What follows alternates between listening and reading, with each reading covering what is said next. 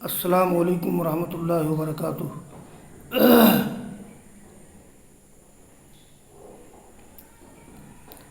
عزیز طلبہ، کتاب المغازی کا 12واں باب چل رہا ہے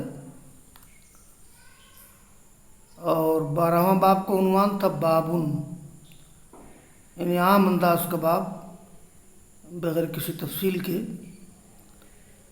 تو جیسا کہ میں نے بتایا ہے کہ اس باب کے تحت بھی غزوہ بدر کے متعلق بعض باتوں کا ذکر ہے، بعض صحابہ کرام کا ذکر ہے جو غزوہ بدر میں شریک ہوئے تھے، بعض واقعات کا ذکر ہے جو غزوہ بدر کے موقع پر پیش آئے ہیں۔ تو 12ویں باب کی کچھ حدیثیں پڑھائی جا چکی ہیں اور آج بھی کچھ حدیثیں پڑھائی جائیں گی۔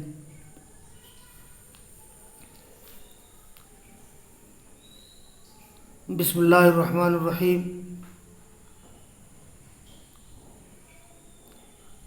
قال امیر المومنین فی الحدیث محمد بن اسماعیل البخاری رحمہ اللہ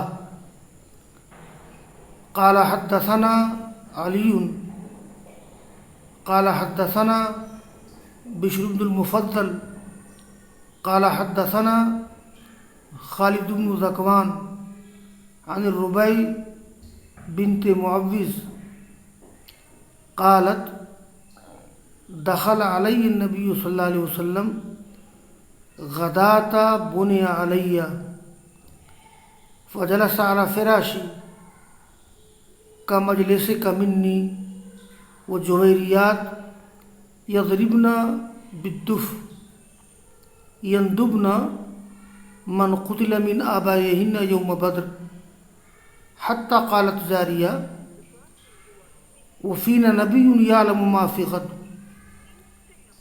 فقال النبي صلى الله عليه وسلم لا تقولي هكذا وقولی ما کنت تقولین۔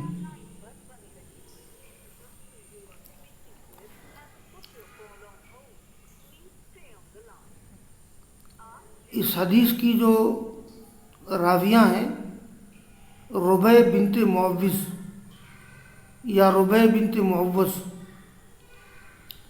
وہ کہتے ہیں کہ رسول اللہ صلی اللہ علیہ وسلم میرے پاس تشریف لائے اس صبح کو جب میرے ساتھ شب زفاف منائی گئی تھی، یعنی میری شب زفاف گزری تھی، شادی ہوئی تھی، شادی کے بعد شوہر بیوی اکٹھا ہوئے تھے، اس کی صبح کا واقعہ ہے یہ۔ تو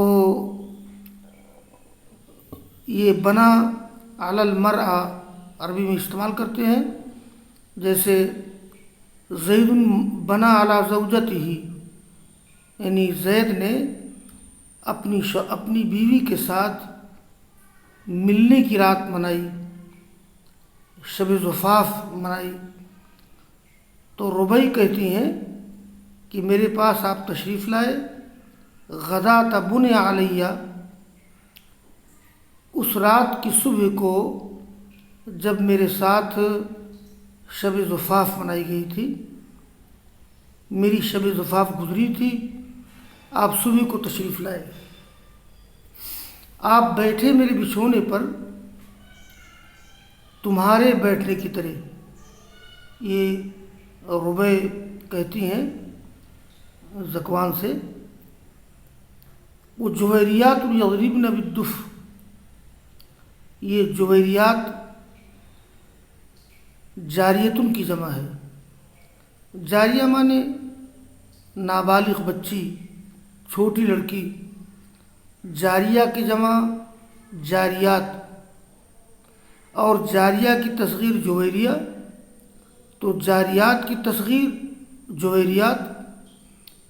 تو جاریات کا معنی ویسے بھی ہوتا ہے نابالغ بچیاں، اور تصغیر نے اس کے اندر اور چھوٹا ہونے کا معنی پیدا کر دیا ہے۔ وہ جوہریات یضربن بالدف، اور کچھ نابالغ بچیاں دف بجا رہی تھیں۔ یہ دف یا دف ایک باجا ہوتا ہے جس میں دھپ دھپ کی آواز آتی ہے، اس میں کوئی موسیقیت یا نغمگی نہیں ہوتی ہے۔ تو یضربن بالدف، جیسے ہمارے ہاں ڈفلی ہوتی ہے، تو ڈفلی سے ایک چھوٹا سائز، تو وہ دف بجا رہی تھیں۔ یندبن من قتل من آبائہن یوم بدر، یہ ندبہ یندب ندبتاً، میت کے اوصاف کا ذکر کرنا، میت کی تعریف کرنا، ان کے محاسن کو شمار کرنا، یہ معنی اس کا ہوتا ہے۔ یندبن من قتل من آبائہن یوم بدر، وہ ان لوگوں کے محاسن کا ذکر کر رہی تھی، ان کے آبا و اجداد میں سے، ان کے باپ، ان کے آبا میں سے، باپ میں سے، جو غزوہ بدر کے دن قتل کیے گئے تھے۔ بس اس ٹکڑے کو مناسبت ہے بابن سے یا غزوہ بدر سے، یعنی ان نابالغ بچیوں کا دف بجا کر غزوہ بدر میں کچھ مقتولین کے اوصاف کا ذکر کرنا، بس اس ٹکڑے کو باب سے مناسبت ہے۔ یہاں ایک مسئلہ یہ ہے کہ کیا ڈفلی بجانا یا دف بجانا خوشی کے موقع پر جائز ہے؟ تو دو چیزیں یہاں ہے۔ ایک تو یہ ہے کہ میں نے ذکر کیا کہ ڈفلی میں یا دف یا دف میں نغمگی موسیقیت نہیں ہوتی ہے، سپاٹ انداز کا باجا ہے وہ، تو ایسے باجے میں کوئی حرج نہیں ہے۔ دوسری بات یہ ہے کہ یہ کام چھوٹی بچیاں کر رہی تھیں، کوئی بالغ بچیاں نہیں۔ اسی چیز کو لے کر کے بہت سے جاہل لوگوں کے ہاں خوشی کے موقع پر شرکیہ گانے، شرکیہ گیت گاتی ہیں عورتیں، بالغ عورتیں، معمر ادھیڑ عمر کی عورتیں، تو ظاہر ہے کہ یہ استدلال درست نہیں ہے۔ بہرحال وہ نابالغ بچیاں غزوہ بدر میں جو شہید ہو گئے تھے، ان میں سے بعض لوگ ان کے محاسن کا ذکر کر رہی تھیں، ان کی بہادری، ان کی شجاعت، ان کی خوبیاں۔ اسی درمیان ایک نوعمر بچی نے کہا وَفِينَا نَبِيٌّ يَعْلَمُ مَا فِي غَدٍ، ہمارے درمیان ایسے نبی ہیں جو جانتے ہیں کل کا ہونے والا ہے، یعلم ما فی غد، جو جانتے ہیں کل کیا ہوگا، یعنی ایسے پیغمبر ہیں جو مستقبل کی باتیں بتاتے ہیں۔ یہ بات جو لڑکی نے کہہ دی تھی تو یہ بات درست تھی، اس لیے کہ رسول اللہ صلی اللہ علیہ وسلم بذریعہ وحی اللہ تعالیٰ کے بتانے سے آپ مستقبل کی بہت سی باتیں بتاتے تھے، آئندہ کیا ہوگا، قیامت کیسے ہوگی، قبر میں کیسے رکھا جائے گا، منکر نکیر سوال کیسے کریں گے، اور بہت سے فتنوں کا ذکر ہے۔ تو بحیثیت پیغمبر رسول اللہ صلی اللہ علیہ وسلم بذریعہ وحی چونکہ بہت سی باتیں بتاتے تھے، اس لیے ایک لڑکی نے کہہ دیا وَفِينَا نَبِيٌّ يَعْلَمُ مَا فِي غَدٍ، لیکن رسول اللہ صلی اللہ علیہ وسلم نے محسوس کیا کہ یہ جملہ میرے بارے میں، میری ذات کے بارے میں غلو کا، افراد کا سبب بن سکتا ہے، اور کوئی شخص یہ عقیدہ بنا سکتا ہے کہ پیغمبر عالم الغیب ہوتا ہے۔ بس اس لیے آپ نے روک دیا، آپ نے کہا کہ لا تقولی ہاکذا، یہ شعر مت کہو، ایسی بات نہ کہو، وقولی ما کنت تقولین، جو تم کہہ رہے تھے وہی کہو۔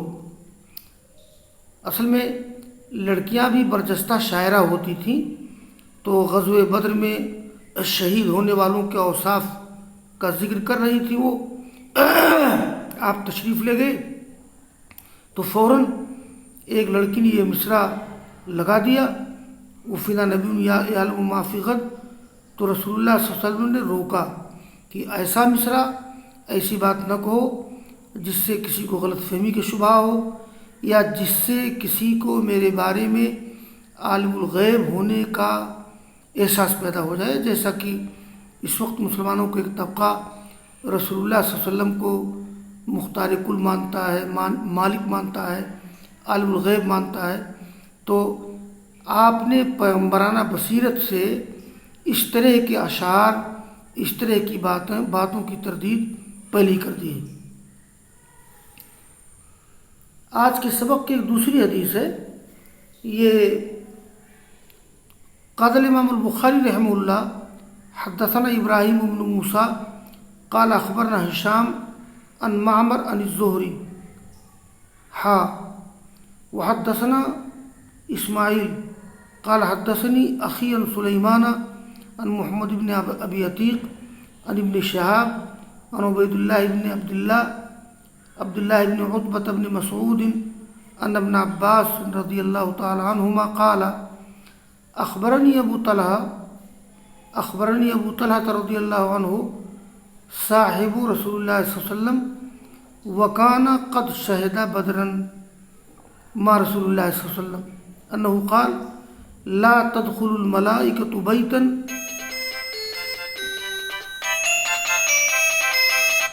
ہاں ہیلو جی کٹ گیا تھا، اچھا ٹھیک چلیے ٹھیک۔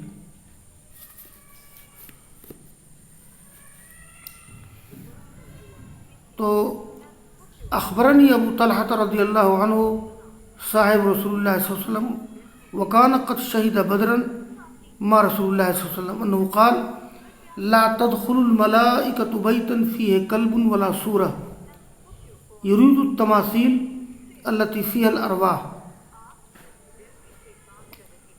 اس حدیث میں ابو طلحہ رضی اللہ تعالیٰ عنہ کا ذکر ہے، جنہوں نے غزوہ بدر کے موقع پر بڑی قربانی، جان ثاری اور وفاداری کا مظاہرہ کیا تھا، آپ کے ساتھ تھے۔ اس کی تفصیل طلباء اور علماء پڑھ سکتے ہیں غزوہ بدر کی تفصیلات میں۔ تو اسی مناسبت سے امام بخاری رحمہ اللہ نے اس حدیث کا تذکرہ بابن کے تحت کیا ہے، جس کا تعلق غزوہ بدر سے بس یہ ہے کہ ابو طلحہ رضی اللہ تعالیٰ عنہ رسول اللہ صلی اللہ علیہ وسلم کے صحابی تھے اور غزوہ بدر میں موجود تھے۔ یہاں جو سند ہے دیکھیے، بچے جانتے ہوں گے، طلبہ جانتے ہوں گے کہ کبھی کبھی نیچے سند کی دو شاخیں ہو جاتی ہیں، تو محدثین اس بات کو بتانے کے لیے تحویل کا لفظ استعمال کرتے ہیں، یعنی یہاں سند میں تحویل ہے، سند بدل گئی ہے، سند کی دو شاخیں ہو گئی ہیں۔ اب دیکھیے، ایک یہ ہے امام بخاری کے استاد ابراہیم بن موسیٰ، ان کے استاد ہشام، ان کے استاد معمر روایت کرتے ہیں ابن شہاب زہری سے۔ تو دوسری سند ہے امام بخاری کے استاد اسماعیل، ان کے استاد اسماعیل کے استاد ان کے بھائی، اور وہ روایت کرتے ہیں سلیمان سے، وہ محمد بن عتیق سے، وہ ابن شہاب زہری سے۔ معلوم یہ ہوا کہ دونوں سندیں ابن شہاب زہری پر مل جاتی ہیں، ابن شہاب زہری سے آگے، بلکہ ابن شہاب زہری سے نیچے ابن شہاب زہری کے شاگرد معمر، ان کے شاگرد ہشام، ان کے شاگرد ابراہیم بن موسیٰ، ان کے شاگرد امام بخاری رحمہ اللہ، اور دوسری سند میں ابن شہاب زہری کے شاگرد محمد بن ابی عتیق، ان کے شاگرد سلیمان، ان کے شاگرد اسماعیل کے بھائی، اور ان کے شاگرد اسماعیل۔ تو یہ سلسلہ سند ابن شہاب زہری پر جا کر کے جڑ جاتا ہے۔ پھر ابن شہاب زہری سے اوپر سند دیکھیے، گویا ابن شہاب زہری سے نیچے اس سند کی 2 شاخیں ہو جاتی ہیں۔ تو محدثین اسی کی طرف اشارہ کرنے کے لیے یعنی تعویل استعمال کرتے ہیں۔ ابن شہاب زہری روایت کرتے ہیں عبیداللہ بن عبداللہ بن عتبہ بن مسعود سے کہ ابن عباس رضی اللہ تعالیٰ عنہ نے کہا، خبر دی مجھ کو ابو طلحہ رضی اللہ تعالیٰ عنہ نے، جو رسول اللہ صلی اللہ علیہ وسلم کے ساتھی تھے، صحابی تھے، وکان قد شہد بدر و رسول اللہ، اور یہ غزوہ بدر میں حاضر تھے اللہ کے رسول کے ساتھ۔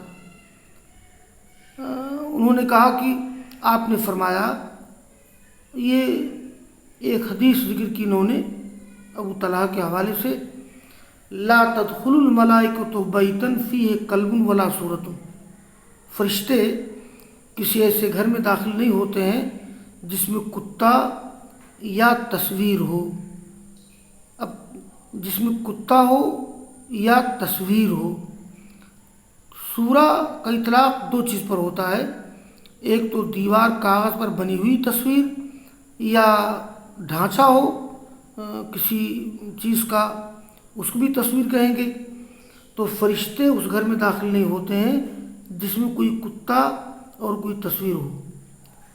معلوم ہوا کہ کتوں کو جلانا اور کتوں کو گھر میں رکھنا، جیسا کہ اس وقت مغربی تہذیب کے دلدادہ لوگ، یورپین لوگ، انگریز لوگ باقاعدہ کتوں کو رکھتے ہیں، کتوں کو جلاتے ہیں، نہلاتے دھلاتے ہیں، انہیں معیاری کھانا کھلاتے ہیں۔ طلبہ جانتے ہوں گے کہ جب یہ اوباما امریکہ سے ہندوستان آئے تھے تو ان کے قافلے میں ان کا کتا بھی شریک تھا، اور ان کے کتے پر بھی لاکھوں روپیہ ہمارے ملک کو خرچ کرنا پڑا تھا۔ تو اسلامی شریعت کہتی ہے کہ کتے کو پالنا، کتے کو جلانا یہ درست نہیں ہے۔ ولا صورت، اور نہ وہ گھر جس میں تصویر ہو یا کوئی ڈھانچہ ہو۔ معلوم ہوا کہ گھر میں یہ بہت سے لوگ البم رکھتے ہیں، والد صاحب کا فوٹو، اپنے دادا کا فوٹو، اس کی کوئی ضرورت نہیں ہے۔ بلا ضرورت گھر میں فوٹو رکھنا درست نہیں ہے۔ البتہ آدمی کے پاس جو پاسپورٹ ہوتا ہے، آدھار کارڈ ہوتا ہے یا آئیکر کارڈ ہوتا ہے، اس میں فوٹو ہوتا ہے اور وہ فوٹو نمایاں نہیں ہوتا ہے، اس فوٹو کو رکھنا ایک مجبوری ہے، دوسری بات ہے، لیکن فوٹو کو رکھنا یہ درست نہیں ہے۔ لا تدخل ملائکۃ بیتا فیہا کلب ولا صورہ۔ یہاں میں ایک بات ذکر کر دوں کہ ابو ہریرہ رضی اللہ تعالیٰ عنہ سے روایت ہے کہ کچھ کتے مستثنیٰ ہیں، یعنی رسول اللہ صلی اللہ علیہ وسلم نے بعض کتوں کو مستثنیٰ قرار دیا ہے۔ جیسے ابو ہریرہ کی روایت ہے کہ الا کلب صید او ماشیۃ او زرع، یعنی شکاری کتا، اگر کوئی آدمی شکاری کتا رکھتا ہے، گھر میں داخل نہ ہو، برآمدے میں رہے، وہ انشاءاللہ فرشتے آئیں گے۔ یا یہ جانوروں کی حفاظت کرنے والا کتا ہو، آدمی اس کو پال سکتا ہے، یا کھیتی کی نگرانی کرنے والا کتا ہو، آدمی اس کو پال سکتا ہے۔ تو الا کلب صید او زرع او ماشیۃ، یہ حدیث مرفوع ہے کہ آپ نے 3 طرح کے کتوں کو مستثنیٰ کیا ہے۔ شکاری کتا کا تو اتنا مقام ہے کہ اگر شکاری کتا جو معلم ہو، اگر اس کو اس کا مالک بسم اللہ پڑھ کر کے بھیج دے اور وہ شکاری کتا شکار کو مار ڈالے تو بغیر ذبح کیے ہوئے آدمی اس شکار کو کھا سکتا ہے۔ ہاں البتہ اگر شکاری کتا نے کسی شکار کو مارا اور خود کھا لیا، اس کا مطلب یہ ہے کہ اس نے اپنے لیے شکار کیا تھا، مالک کے لیے شکار نہیں کیا تھا، تو اس کا کھانا حرام ہے۔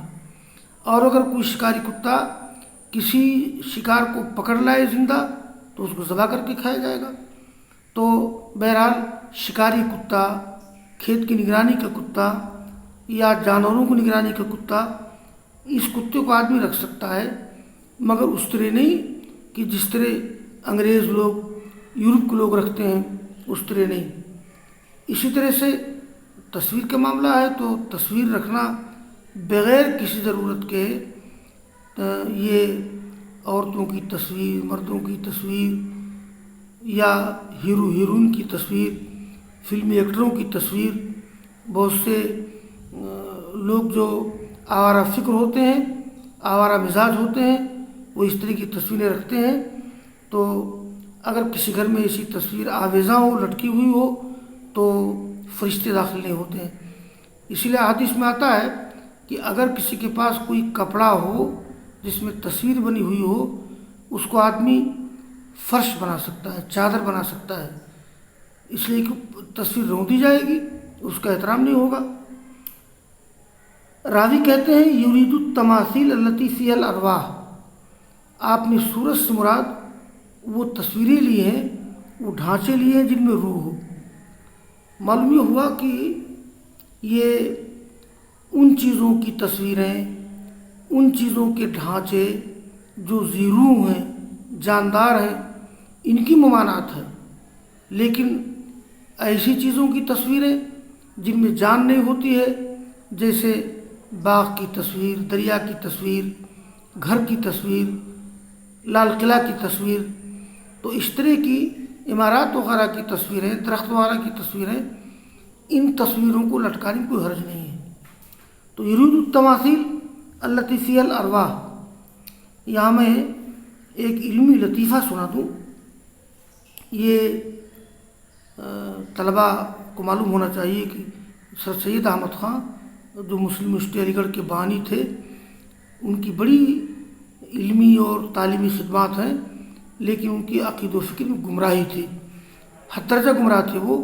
وہ جنت و جہنم کو نہیں مانتے تھے، جن کو نہیں مانتے تھے، فرشتوں کو نہیں مانتے تھے، اور بہت سی معجزات کو نہیں مانتے تھے۔ دیکھیے ان کی تفسیر ترجمہ القرآن۔ تو سر سید احمد خان، ایک بار ایسا ہو، سر سید احمد خان اور قاضی محمد سلیمان منصور پوری رحمہ اللہ، جو رحمۃ للعالمین کے مصنف ہیں، وہ دونوں سفر کر رہے تھے۔ تو سر سید احمد خان کے ساتھ ایک کتا تھا، اس لیے کہ ان کا مزاج خالص یورپ کا مزاج تھا، انگریزوں کا مزاج تھا۔ سر سید کی داڑھی ضرور مشرقی تھی، لمبی تھی، مگر ان کا دماغ، ان کا ذہن مغربی تھا۔ تو سر سید احمد خان سفر کر رہے تھے قاضی سلیمان منصور پوری کے ساتھ، اور ان کے ساتھ کتا تھا۔ تو قاضی سلیمان منصور پوری نے کہا کہ آپ کتا لے کر کے سفر کر رہے ہیں، اچھی بات نہیں ہے، یہ طریقہ ٹھیک نہیں ہے۔ تو سر سید نے ایک حدیث کا مذاق اڑاتے ہوئے کہا، انہوں نے کہا کہ اللہ کے رسول نے فرمایا ہے کہ جس گھر میں کتا یا تصویر ہو وہاں فرشتے نہیں آتے ہیں، تو میں اس لیے کتا رکھے ہوئی ہوں تاکہ موت کا فرشتہ میرے پاس نہ آئے۔ اصل میں انہوں نے وہ ملائکہ کے قائل نہیں تھے، اس حدیث کا مذاق اڑایا۔ تو قاضی سلیمان منصور پوری نے سر سید سے کہا کہ ٹھیک ہے آپ کا یہ سوچنا، مگر مجھے بتائیے کہ کیا کتے پر موت طاری ہوگی کہ نہیں ہوگی؟ کہا ضرور ہوگی۔ تو کہا سن لیجئے، جو فرشتہ کتے کی روح قبض کرے گا وہی آپ کی روح بھی قبض کر لے گا۔ یہ بات سن کر سر سید احمد خان لاجواب ہو گئے۔ بس آج کا درس میں اسی بھی اکتفا کرتا ہوں۔ وآخر دعوانا ان الحمد للہ رب العالمین۔